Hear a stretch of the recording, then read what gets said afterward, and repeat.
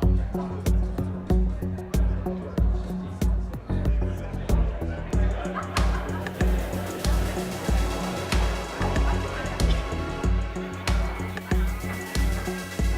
to the Regional Day Out. We've got a very exciting day planned today, starting at the Arts Centre with some great keynote speakers and panel speakers there, then off to the site visits and then finishing up at the multi-award winning South Melbourne Primary School.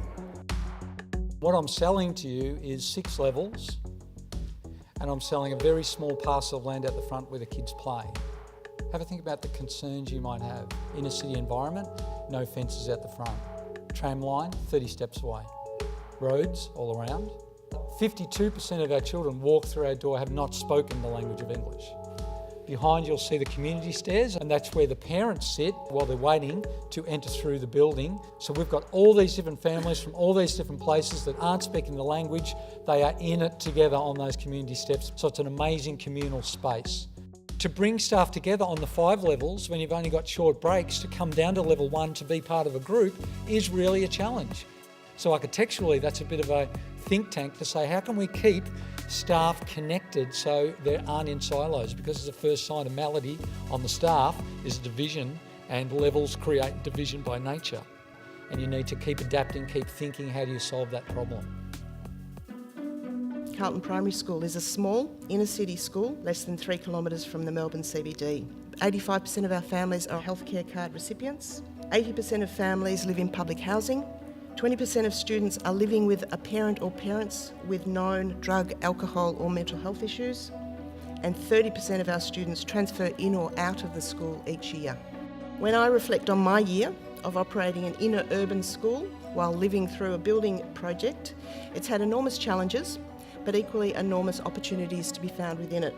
For kids living in generational poverty, often with no experience of family members in paid employment, to be exposed to an ever-changing background of tradespeople and professionals working and collaborating to build them a new school has been an experience that I believe will be a positive thing that will stay with many of them forever. With so much talk about artificial intelligence and what we bring as human beings to the world, we need to focus on those educational spaces to make them as human as possible. And I think the designs that are being created for schools now really do that. And new schools, and particularly schools that the Department of Education is focusing on, is really looking at how we use flexible learning spaces. And what our community wanted was 21st century skills developed in spaces that changed the way that our students interacted with each other, interacted with teachers. In fact, all the tables are round tables, standing tables, conference tables. There is no ability to create rows of any sort.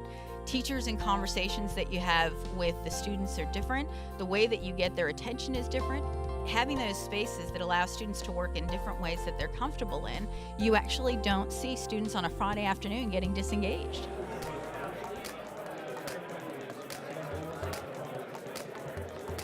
Welcome to South Melbourne Primary School.